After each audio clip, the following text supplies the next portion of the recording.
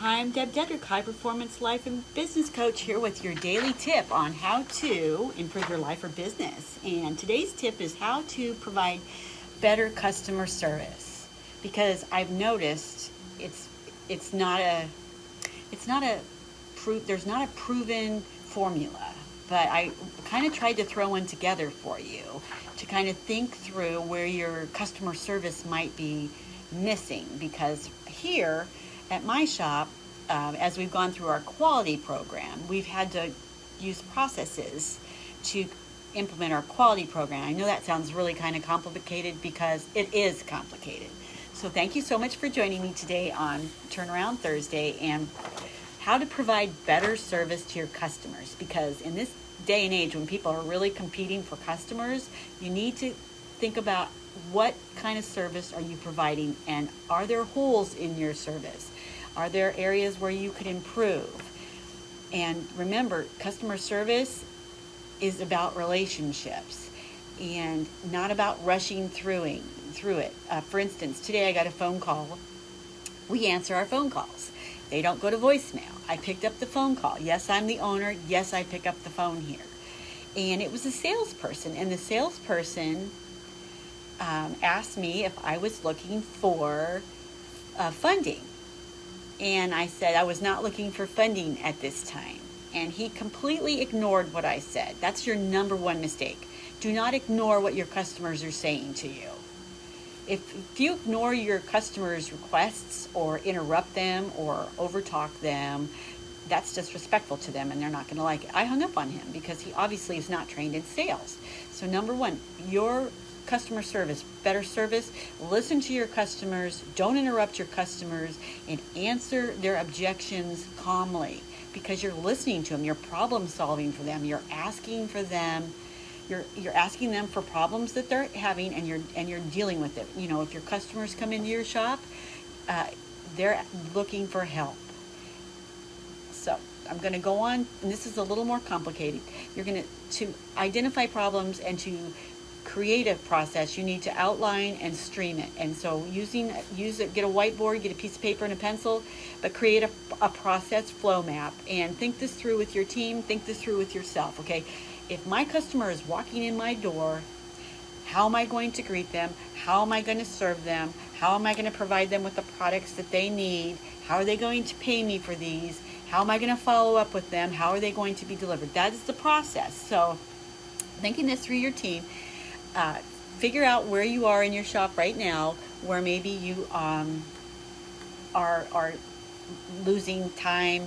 Maybe it's not efficient. I was working on that out on my shop floor. And if you have a process, you need to make sure it's being implemented. So to start out with, you're going to get a time management sheet. So you're going to get this time management sheet. So for instance, when I go out on the shop floor, like yesterday when I cleaned the sink, I timed how long does it take for me to clean the sink? Well, it took me 15 minutes to clean the sink.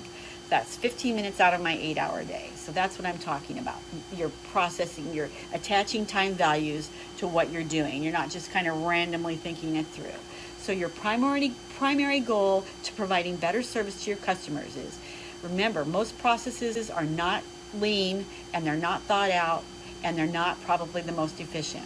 Number two, the primary goal of getting your process met is to eliminate unnecessary waste and unnecessary things that are in the pipeline that are getting overlooked, that are causing you to be derailed because you're thinking about it. It's not getting done. So remember, most processes are not lean. Number two, your primary goal is to eliminate work in process that is not getting done, that's distracting you from getting more work out the door, keeping your customers happy, making on-time deliveries, making sure your quality is good. And if you're not tracking these things, it's not going to get done. Number three, then you think through, how can I reduce work in process? Because the more work in process that you have, the more likelihood you're going to make a mistake. Something's going to get missed. And when your customers are missed, if you miss a deadline, they're not happy. If you forget to call them back, they're not happy. If your emails are getting bounced back, they're obviously not getting used. So that's another process that you need to fix. Number four, process efficiency will allow you to clean up all the mess over here in your work in process and identify the opportunities and make more time to spend the 80% of your time working on getting more customers, because your other ones are already satisfied because you've streamlined the process. Number 5, 20% of most activities in your shop floor or in your business are causing the 80% delay. And that could just be poor communication with team. That could be a lack of follow-up by you as the owner or the manager. Accountability needs to be put in the calendar. I'm going to be doing mine today. Put it in the calendar to remember to follow up with what you started. And number 6, invisible work can't be improved. So if your people are not being on a time structure where they're tracking their time, I spent 10 minutes here, I spent 30 minutes here, I spent 45 minutes here, I spent 10 minutes here, and then attaching values. If you don't have that, you can't decide where it's not working. So as they come in at 8 and they work to 5, 8 to 8:30, I worked on A, B, and C customer. 8:30 to 9, I worked on C, D, and E customer. 9 to 10, I was working on the shop floor and I was fixing a broken part. Whatever it is, that's called time management, so you can see it, so you can fix it. So that's my overview on how you can provide better customer service. You need to clean up all you need to clean up all the things that aren't working. You need to slow down wait times. You need to get rid of the wait times. You make sure on-time delivery. Make sure you're not got a quality program. Maybe your stuff's not getting delivered on time. Maybe it's getting delivered and it's defective. You need to get rid of that because your customers don't like that and they're not going to come back. What's looping back, wasting time? Where are you redoing something because your process isn't streamlined and everybody is not on board and on the same path? Identifying the wasted time and effort. Think lean, think less paper, think streamline. How can I streamline my life and my business so I don't have all this mental clutter pulling me in a bunch of different directions? A lot of this comes from this book, which is called Lean Six Sigma for Service by Michael George. I love it. It helps me. It shows you what a process looks like.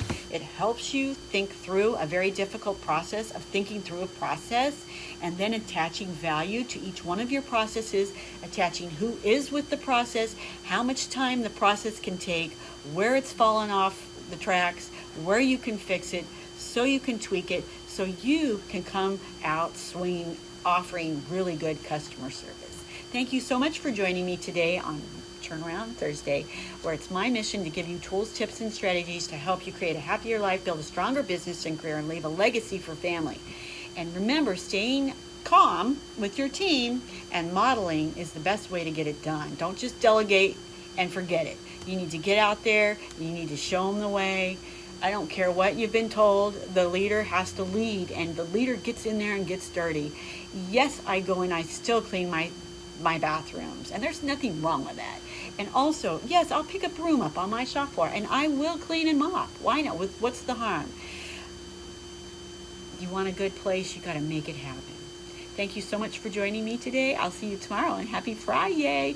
In the meantime, go out in the world and be a positive role model and influencer for good. Eliminate all the negative talk. Eliminate all the woe, gloom, and doom. Let's remember, and this too shall pass. Peace and love to you. Have a great day. God bless, and I'll see you tomorrow.